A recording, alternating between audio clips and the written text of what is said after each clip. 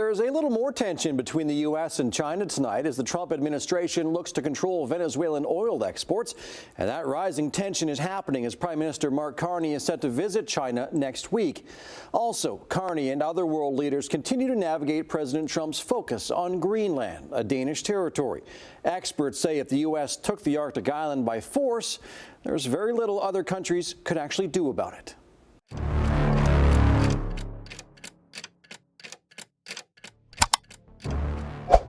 Les changements institutionnels les plus importants ne résultent pas toujours de déclarations ou de ruptures visibles, mais plutôt de la consolidation d'une nouvelle capacité étatique.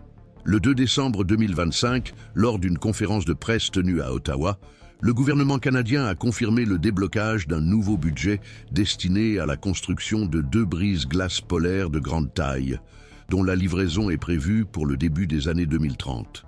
Cette annonce, bien que présentée comme un investissement parmi d'autres dans les infrastructures, a officialisé un tournant stratégique qui se préparait en coulisses dans les domaines de la défense et de la politique étrangère canadienne depuis le milieu de l'année 2023.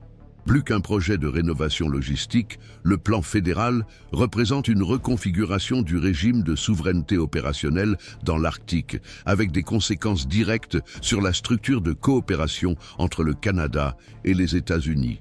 Pour la première fois en plus de 50 ans, la revendication canadienne sur le passage du Nord-Ouest cesse d'être un simple argument juridique et commence à être soutenue par une présence physique permanente dans des eaux jusqu'alors considérée par Washington comme une route internationale.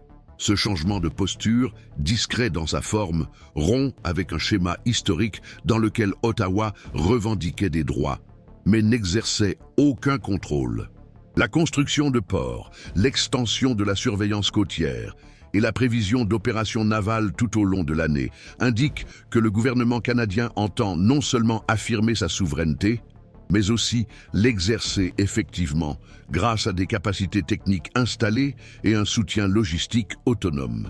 L'impact de cet épisode ne s'est pas limité à ce qui s'est passé dans la salle à ce moment-là. Dans des rapports internes, publiés par des centres d'analyse liés au Congrès américain, le changement canadien a été qualifié de stratégiquement significatif pour les intérêts de sécurité continentale. Même s'il ne représente pas une rupture formelle avec les États-Unis, ce nouveau positionnement implique des tensions opérationnelles croissantes au sein de l'OTAN et du commandement de la défense aérospatiale de l'Amérique du Nord, NORAD. La question du passage du Nord-Ouest, traditionnellement traité comme un désaccord juridique contournable entre alliés, implique désormais des variables pratiques. Les navires devront se soumettre à des inspections, payer des frais de navigation, respecter des normes environnementales et faire appel à des pilotes locaux pour les traverser. En transformant l'abstraction juridique en contrôle de fait, le Canada impose une réévaluation de l'équilibre diplomatique établi depuis 1988, lorsque l'accord de coopération arctique a permis aux États-Unis de transiter par la région avec un préavis, mais sans modifier leur position sur la nature internationale de ces eaux. Désormais, l'exigence de conformité opérationnelle pourrait s'appliquer même aux navires militaires des pays membres de l'Alliance Atlantique, ce qui modifie le régime tacite d'exception fondé sur la confiance réciproque. La réaction à Washington reste modérée, mais des interlocuteurs du département d'État ont déjà fait part de leur malaise face à la manière dont les décisions sont prises unilatéralement par Ottawa. Les parlementaires liés à la Commission des forces armées de la Chambre des représentants estiment que la consolidation de l'infrastructure canadienne pourrait, dans la pratique, limiter la liberté de navigation des navires américains sur des routes considérées comme critiques pour l'approvisionnement stratégique et le déplacement des actifs navals entre les océans Atlantique et Pacifique. La préoccupation ne porte pas seulement sur le précédent juridique, mais aussi sur le signal donné que des alliés proches peuvent, sous certaines pressions, réorganiser leurs priorités géopolitiques en décalage avec les attentes traditionnelles de coordination continentale. L'effet de cette décision sur les autres membres de l'OTAN est encore à l'étude, mais des réunions techniques ont déjà eu lieu entre des représentants de pays nordiques désireux d'étendre leur propre présence dans l'Arctique, en accord avec le revirement canadien. Cette évolution suggère que la reconfiguration du Nord pourrait passer d'une question bilatérale à une transformation structurelle plus large, affectant le modèle de gouvernance de l'espace arctique dans le cadre multilatéral. Dans la pratique, la situation actuelle est le résultat d'un processus cumulatif qui a commencé il y a plusieurs années, mais qui a été catalysé par des pressions récentes. Les mesures commerciales unilatérales imposées par les États-Unis à partir de 2024, ajoutées à des déclarations publiques désobligeantes sur l'autonomie canadienne, ont accéléré la perception interne, selon laquelle le fait de dépendre d'accords tacites avec Washington n'offrait plus de garantie de stabilité. La réaction d'Ottawa, articulée par les services techniques du ministère de la Défense et de l'Infrastructure, a donné la priorité à des investissements tangibles dans les ports, les brises-glaces, les capteurs et la présence militaire dans le Nord. Le plan d'exécution, divulgué par étapes, évite la rhétorique nationaliste, mais révèle une ambition opérationnelle croissante et un désir explicite que la souveraineté sur le corridor logistique de l'Arctique soit reconnue non seulement de droit, mais aussi par un exercice continu et vérifiable. Ce type de changement attire rarement l'attention immédiate de l'opinion publique, mais les experts en sécurité régionale et en commerce maritime soulignent que la création d'une capacité logistique souveraine modifie le calcul des risques et du pouvoir pour tous les acteurs concernés. La simple existence de ports fonctionnels et de navires capables d'effectuer des patrouilles hivernales rend l'autorité canadienne moins contestable dans la pratique, indépendamment du maintien de divergences juridiques formelles de la part des États-Unis. En d'autres termes, cette présence modifie la logique de l'argument. Au cours de la prochaine décennie, les différends devraient passer du domaine déclaratoire au domaine opérationnel, et la discussion sur la légalité devrait être progressivement remplacée par des négociations sur les protocoles d'accès, la réciprocité et les normes techniques requises.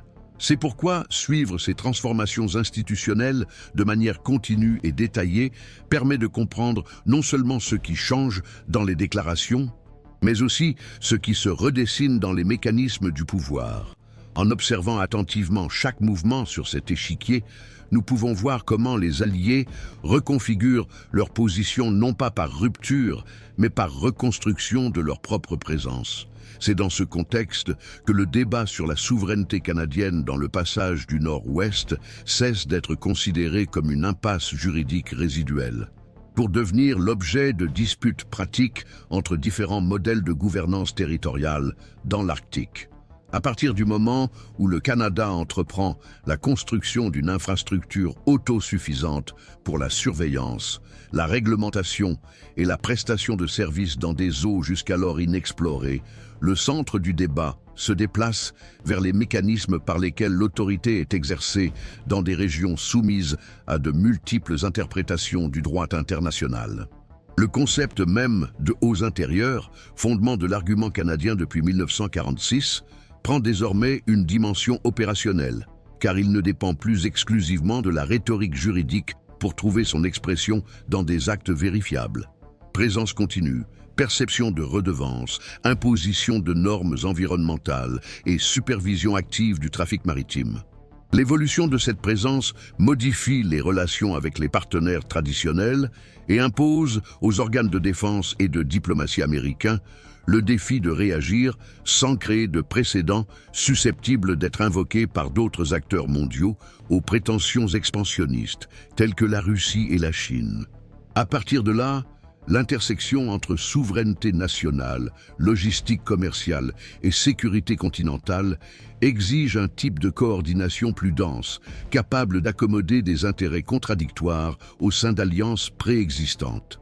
Le NORAD, conçu comme un mécanisme binational de défense aérospatiale entre les États-Unis et le Canada, devient insuffisant pour faire face aux nouvelles exigences imposées par l'ouverture économique et militaire de l'Arctique.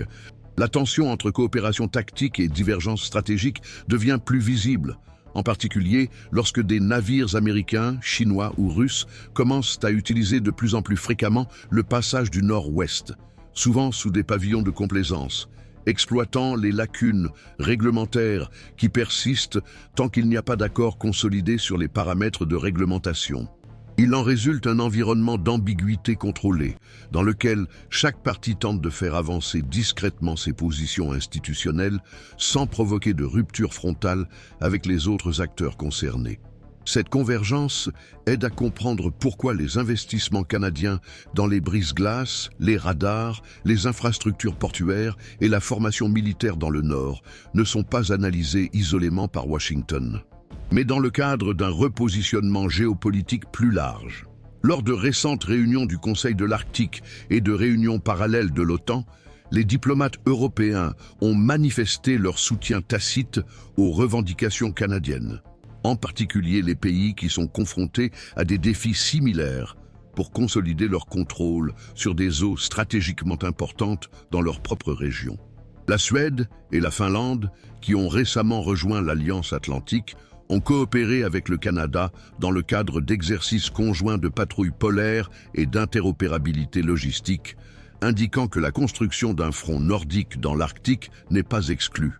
L'avancement de ces coopérations techniques, même si elles ne sont pas formalisées dans des accords multilatéraux, renforce le caractère structurel du revirement canadien, indiquant que la politique arctique d'Ottawa fonctionne désormais à son propre rythme, même si elle maintient formellement ses liens historiques avec Washington. D'un point de vue juridique, le différend concernant la classification du passage du Nord-Ouest en tant que détroit international ou eau intérieure reste sans solution. L'article 38 de la Convention des Nations Unies sur le droit de la mer, souvent cité par les autorités américaines, garantit le droit de passage inoffensif dans les détroits utilisés pour la navigation internationale. Le Canada, quant à lui, fait valoir que la géographie unique de sa région arctique, composée d'archipels et de chenaux intérieurs, justifie une exception au régime général. Pendant des décennies, ce désaccord a été géré par un silence stratégique et des accords de notification préalables, comme celui signé en 1988. Cependant, la consolidation d'une présence opérationnelle modifie le poids relatif de chaque argument. Ce qui était auparavant une question d'interprétation juridique est désormais mesuré en termes de capacité installée, de contrôle effectif et d'acceptation pratique par les utilisateurs de la route. La prévision selon laquelle, d'ici 2035, le trafic annuel par le passage pourrait atteindre jusqu'à 5% du commerce maritime mondial renforce encore la pertinence de la question, surtout si l'on considère que ce volume correspondrait à des centaines de milliards de dollars en circulation annuelle. Cette nouvelle échelle d'importance attire également des intérêts extra-régionaux, comme celui de la Chine, qui se déclare État proche de l'Arctique et investit massivement dans la technologie des brise-glaces, les missions scientifiques et la participation à des projets d'infrastructure dans les pays nordiques. Pour Pékin, la reconnaissance tacite du passage du Nord-Ouest comme voie internationale permettrait un accès continu à des routes alternatives de transport stratégique, réduisant ainsi la dépendance vis-à-vis des canaux sous influence américaine, tels que ceux de Suez et du Panama. Pour Washington, cela représenterait non seulement un risque logistique, mais aussi une vulnérabilité militaire directe, car cela affaiblirait le périmètre défensif du continent américain face aux navires non alliés. Dans des documents confidentiels du Pentagone, partiellement divulgués à la presse spécialisée, des analystes de la défense décrivent l'ouverture de la route arctique comme un défi double. Tout en facilitant le commerce avec des partenaires fiables, elle augmente le risque d'accès par des adversaires stratégiques sans mécanismes efficaces de contention juridique. Le paradoxe institutionnel qui en ressort est le suivant. En insistant pendant des décennies sur le caractère international du passage du Nord-Ouest, les États-Unis ont créé les conditions juridiques permettant à d'autres acteurs d'utiliser la même logique contre leurs propres intérêts. À partir du moment où le Canada se dote des capacités nécessaires pour surveiller, réglementer et offrir des services tout au long de la route, la pression s'exerce sur Washington pour qu'il revienne sur sa position historique. Cela impliquerait toutefois d'admettre que la stratégie antérieure était erronée et que l'insistance sur la liberté de navigation sans restriction pourrait, à long terme, profiter davantage aux adversaires qu'aux alliés.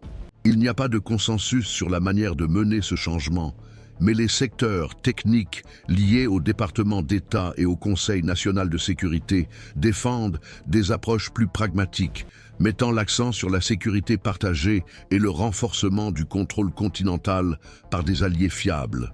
L'acceptation tacite de la présence canadienne, même sans reconnaître formellement la souveraineté sur les eaux, apparaît comme une possibilité à l'étude, en particulier si elle est liée à des protocoles d'interopérabilité et de réciprocité qui maintiennent la cohésion du système de défense régional. L'observation continue de ces articulations institutionnelles permet de comprendre comment le système réagit non seulement aux déclarations publiques, mais surtout à la matérialité des actions gouvernementales. La construction de brise-glace, la modernisation des ports et le renforcement de la présence militaire ne sont pas seulement des réponses logistiques, mais des instruments de repositionnement stratégique qui indiquent la direction que les pays entendent suivre dans les années à venir. Pour ceux qui suivent le fonctionnement des structures de pouvoir dans des environnements géopolitiques sensibles, il est essentiel d'identifier ces signaux à l'avance pour comprendre les dilemmes qui restent à résoudre. Selon les éléments recueillis jusqu'à présent, l'action du Canada concernant le passage du Nord-Ouest a été interprétée de manière ambivalente par différents courants analytiques du système international.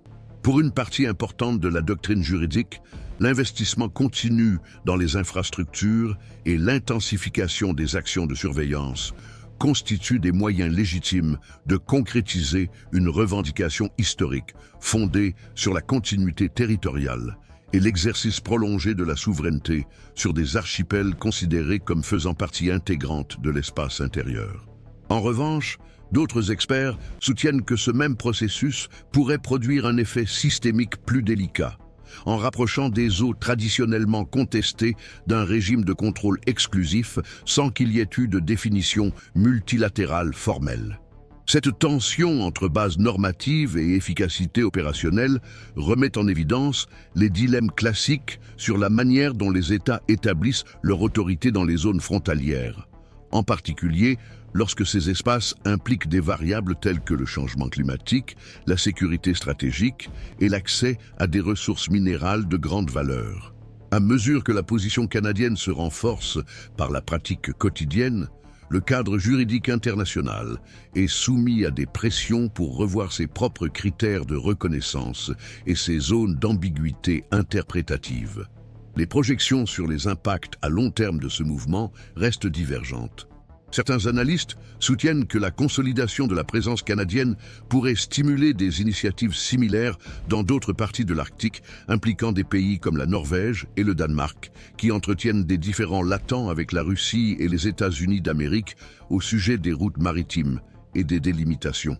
Dans cette optique, le risque principal serait le remplacement progressif d'un régime fondé sur la coordination institutionnelle par un scénario fragmenté, composé de multiples zones de contrôle national régies par leurs propres règles, ce qui affaiblirait les instruments multilatéraux tels que le Conseil de l'Arctique et les dispositions de la Convention des Nations Unies sur le droit de la mer.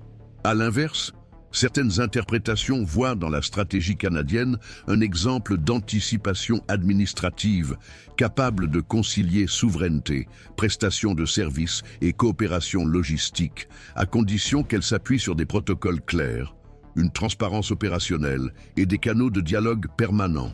Dans cette optique, la transformation en cours pourrait même renforcer la gouvernance régionale. Si d'autres États adoptaient des modèles similaires fondés sur des engagements vérifiables en matière de durabilité et de respect mutuel. Le débat se déplace donc de la légitimité abstraite des prétentions vers la manière concrète dont elles sont mises en œuvre dans un environnement où les frontières entre intérêt national et stabilité internationale restent floues.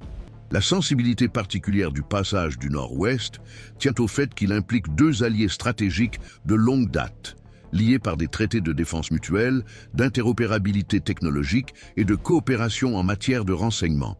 La possibilité de divergence pratique entre le Canada et les États-Unis d'Amérique dans des eaux considérées comme essentielles pour la sécurité continentale introduit un scénario peu courant au sein de l'Organisation du traité de l'Atlantique Nord. Il ne s'agit pas d'un affrontement ouvert, mais d'un processus graduel de réajustement des attentes institutionnelles qui n'a pas encore été formalisé. L'absence de position officielle de l'Alliance Atlantique sur le statut juridique du passage maintient la zone dans une condition d'ambiguïté fonctionnelle dans laquelle chaque avancée canadienne est à la fois tolérée et surveillée avec prudence par Washington et ses partenaires. Cet arrangement provisoire fonctionne comme un armistice interprétatif dont les effets pratiques ne pourront être pleinement compris que lorsque l'infrastructure prévue sera effectivement opérationnelle. Les experts liés au Centre d'études stratégiques aux États-Unis d'Amérique estiment que la poursuite de ce processus sans médiation multilatérale pourrait amener le gouvernement américain à reconsidérer sa position historique. Surtout si d'autres puissances commencent à utiliser le précédent canadien comme argument pour revendiquer le contrôle des routes maritimes dans des régions sensibles.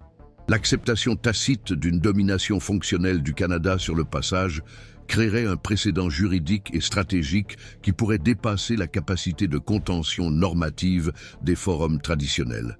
D'autre part, une réponse directe de Washington pourrait mettre en péril la cohésion d'alliances fondamentales dans le théâtre arctique, en particulier dans un contexte d'expansion de la présence russe et chinoise.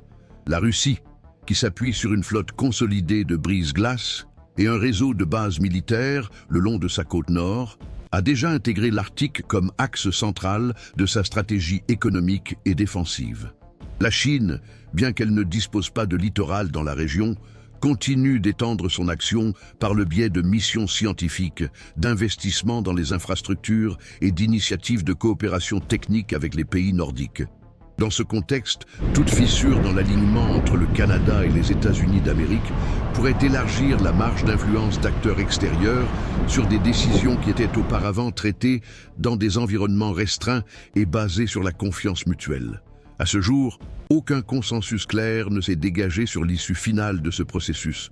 Le gouvernement canadien réaffirme son engagement en faveur de la coopération entre alliés, mais maintient sa position selon laquelle le contrôle du trafic dans le passage du Nord-Ouest relève de la souveraineté interne et ne fera l'objet d'aucune négociation politique ou juridique. Cette position s'accompagne de mesures concrètes, telles que l'augmentation des investissements dans les systèmes de surveillance radar, la formation de cadres spécialisés pour intervenir dans l'Arctique et la conclusion d'accords logistiques avec les provinces du Nord, renforçant ainsi la présence institutionnelle du gouvernement fédéral. Ces mesures renforcent l'idée que la souveraineté se consolide par une occupation continue et la prestation effective de services, et non pas seulement par des déclarations formelles. La critique récurrente dans certains secteurs du gouvernement américain est que ce modèle, bien que fonctionnel à court terme, peut générer des tensions cumulatives s'il n'existe pas de mécanisme d'accommodation interprétative capable de préserver la confiance stratégique entre les deux pays. Parallèlement, les retombées commerciales et énergétiques de la consolidation du passage du Nord-Ouest en tant que route opérationnelle commencent à se manifester plus clairement. Les entreprises de logistique, les groupes miniers et les fonds souverains ont commencé à intégrer l'Arctique canadien dans leurs plans à moyen terme, en particulier après la confirmation des calendriers de livraison des nouveaux brise-glaces et de modernisation du port de Churchill. Certaines projections indiquent que d'ici 2040, le trafic dans le passage pourrait atteindre un niveau de stabilité suffisant pour soutenir des routes régulières de fret et des régimes d'assurance spécifiques destinés à la navigation polaire. Ainsi, le Canada se repositionne non seulement en tant que détenteur de la souveraineté, mais aussi en tant que fournisseur de services et garant de la prévisibilité dans un environnement historiquement marqué par l'incertitude. L'impact de cette transformation sur l'équilibre régional reste incertain, mais elle tend à pousser d'autres pays à accélérer leurs investissements, à ajuster leurs stratégies et à réviser leurs accords bilatéraux relatifs au contrôle du trafic et à la surveillance environnementale. L'évolution de ce processus nécessite un suivi attentif, non seulement en raison de son poids dans la politique étrangère, mais aussi parce qu'il révèle les formes contemporaines de construction de l'autorité dans des espaces contestés. La présence permanente, la prestation de services et la capacité de surveillance transforment les cartes juridiques en réalités institutionnelles. Lorsque cette transformation se produit entre des alliés historiques, les dilemmes deviennent encore plus complexes, car ils exigent un équilibre entre l'affirmation de la souveraineté et la préservation de la confiance mutuelle. Le passage du Nord-Ouest n'est plus un sujet périphérique et fait désormais partie intégrante des décisions en matière de défense, de commerce et d'infrastructures en Amérique du Nord. La manière dont cette transition sera menée influencera non seulement l'avenir de la région, mais aussi la solidité des arrangements institutionnels qui soutiennent les alliances stratégiques construites au fil des décennies. Pour les observateurs attentifs à la politique institutionnelle de l'Amérique du Nord, il est essentiel de suivre cette transition afin de comprendre comment les structures consolidées s'adaptent aux nouvelles réalités logistiques, climatiques et géopolitiques. En enregistrant chaque étape de ce processus, il est possible de comprendre non seulement ce qui change, mais aussi comment les systèmes réagissent lorsque les frontières physiques et normatives sont redessinées en temps réel.